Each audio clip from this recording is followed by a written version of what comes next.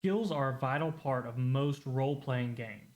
In Escape from Tarkov, they can significantly improve your experience within the game by leveling them. This game has a vast amount of skills that are planned to be available at launch.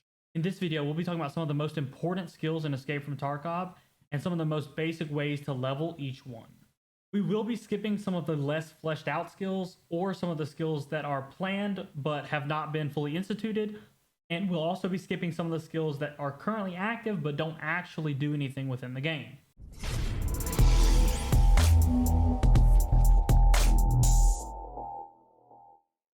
I'm Solaris and welcome to another video in our Lost in Tarkov series. This video will be going over skills for some of the new players. If you've been watching the channel and are enjoying the content and have not subscribed yet, it would be greatly appreciated as we push towards the 1,000 subscriber mark on the channel so that we can spend more time doing things like this and try to get these videos to a higher quality than they are currently at.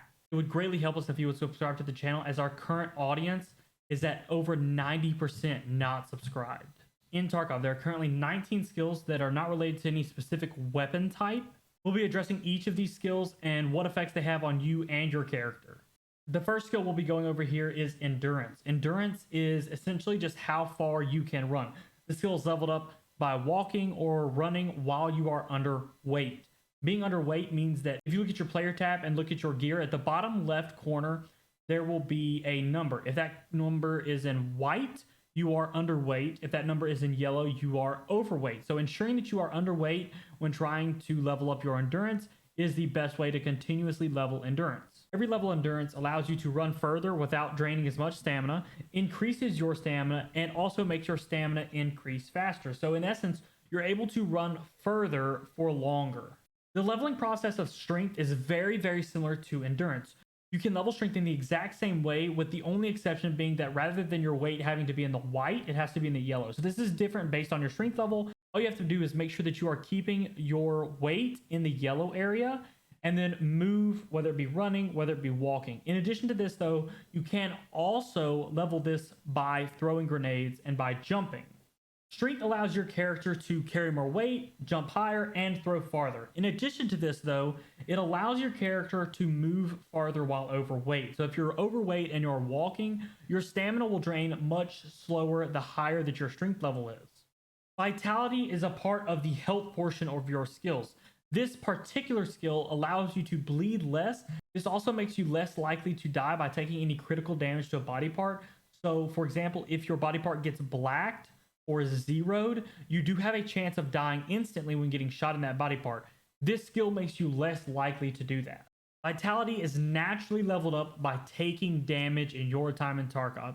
Stress resistance is leveled up in the same way. However, this allows you to be less likely to experience pain, tremors, shaky hands, anything like that. Stress resistance allows you to deal with those things much better. It makes your sight clearer, all those kinds of things when you are dealing with those problems.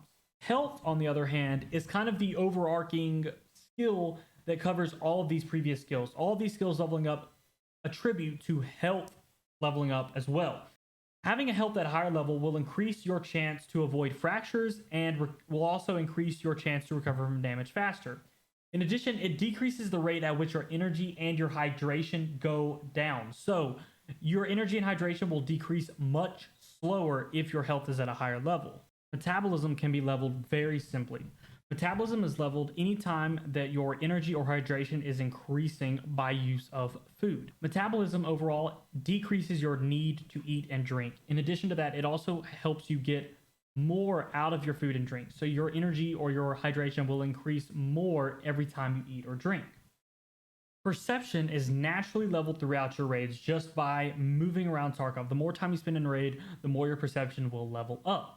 This allows you to hear things better at further distances, so you'll be able to hear better than your friends if your perception is a higher level in most cases, depending on the headphones and the situation, obviously. This also helps in your location of loot, so if you're looking for loot, you will actually get that white dot on your screen more often the higher your perception is leveled when you are closer to an item. So you have to be significantly closer to an item if you have a lower perception level to get that little white dot, whereas if you have a higher perception level, you'll get that white dot at much further distances whenever you're actually looking at the item. In addition to this, it also improves your focus when aiming. So this kind of helps your sight sway slightly less when you're aiming and are like holding your breath, for example. Attention is primarily increased by looting containers.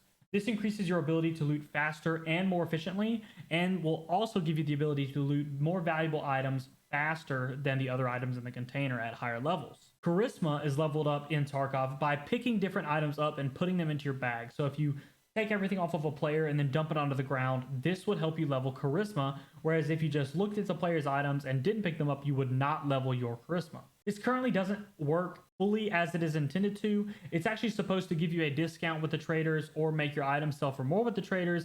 I assume when they introduce the in-raid lighthouse trader, it will have some kind of effect with his trading abilities, but for the time being, it actually does not do a whole lot, but it is required for a quest, so it's important to know how to level it. Memory is another one of the skills that doesn't currently actually do anything in the game, but it's important to mention it as you will need to know how it's working in the future because it's one of those skills that's a little bit more important. This levels up by leveling any of your mental skills. This is leveled up by using perception, attention, intellect, or charisma. This skill does not do much right now, as its entire goal is to keep you from de-leveling skills. So in the future, as you progress in the game, since there may not be wipes, you will actually lose levels in your skills if you don't practice them. So memory actually helps you prevent from losing any XP in a skill. Recoil Control is exactly what it sounds like. This essentially allows you to control your gun easier, better, on full auto. This skill is really simple. You level the skill by managing a gun's recoil or by going full auto. You can do this by picking up random weapons that you find, firing them into the sky, and getting some recoil control. But my preferred method is anytime you see the 50 cal machine guns, you can actually get on them and just shoot them until they're completely out of ammo.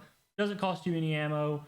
Really only causes an issue if there are other players around, but if there aren't, you can just get the free recoil control XP and then move on with your raid. Troubleshooting is specifically related to identifying gun malfunctions. So to level up your troubleshootings, first you must identify a gun malfunction and solve the gun malfunction.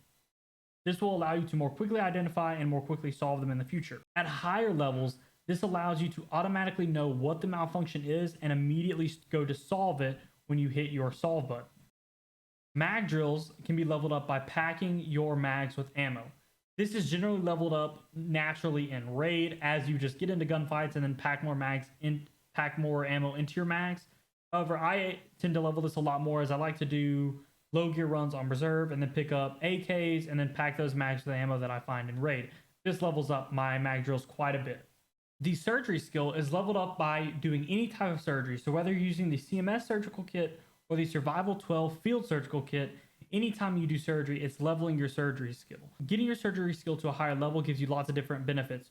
First off, you can surgery much faster, but in addition to this, one of the biggest benefits is that your limbs actually retain a larger portion of their health when you do surgery. Rather than getting rid of 50%, it'll only get rid of 40% of the health, for example. The search skill is leveled by doing just that, searching items. By leveling this up, you can search items more effectively and more efficiently.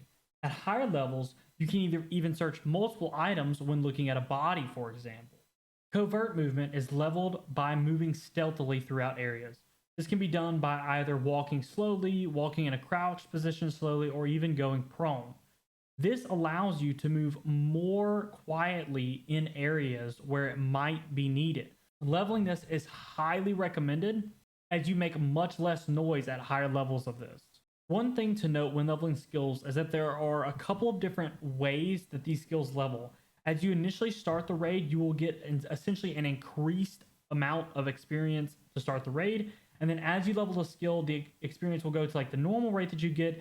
If you level the skill too much, that skill will then start getting diminishing returns for leveling that skill. So you only want to level a skill so much in one raid. And if you actually go to the skills tab, you'll have a blue up arrow when you're getting the increased amount of XP. You'll have no arrow when you're getting about the same amount of XP as you normally would. And you'll actually have a red down arrow when you're getting those diminishing returns. So to keep in mind, check that to make sure what kind of experience you're getting. Make sure that you're not overdoing it or wasting your time in one raid. Hopefully this video gave you a good brief overview of each skill and what they do.